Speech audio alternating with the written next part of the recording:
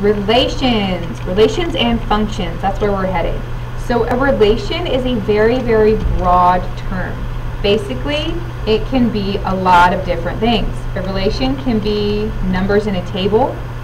It can be a set of ordered pairs. What I mean by that is like 2, 7. That's an ordered pair. So it could be a group of those. A mapping, you may or may not know what a mapping is, but it's this funny little bubble thing, and it's got numbers in it, and there's usually arrows. It's like a table, but with arrows instead. It could be a graph, you guys know what that is. It could be an equation, you know what that is. It could be a verbal description, so this is your very favorite word problem. Woo-hoo. Okay.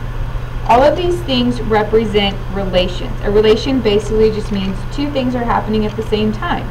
That's our x and our y. Two things are happening at the same time. Which leads us to our domain and our range. You may have heard of domain and range before, but let's make sure you remember. A domain is all the x values, and the range is all the y values.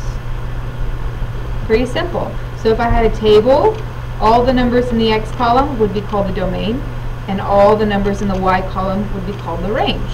If I was looking at a set of ordered pairs, all the first numbers, these ones right here, would be my domain, and all my second numbers would be my range.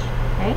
So as we work through, it's important to remember that domain is x's, range is y's. Right? So if we're looking now at this data here, we have this table, here are x's, here are y's, what is the domain? So domain means we're looking for the x's. So what are all of our x's? 2, 3, 4, and 5. So if I look at my answer choices, right here, this lists 2, 3, 4, and 5.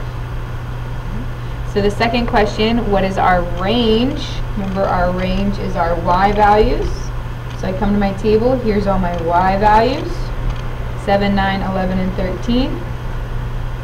Here we go. C.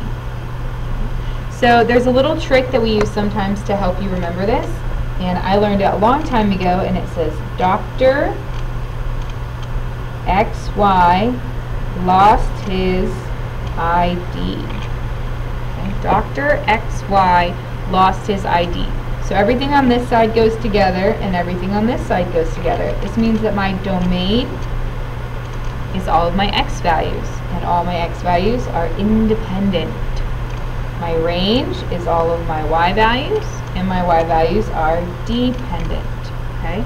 You could also say these are inputs versus outputs. Okay? Dr. XY lost his ID.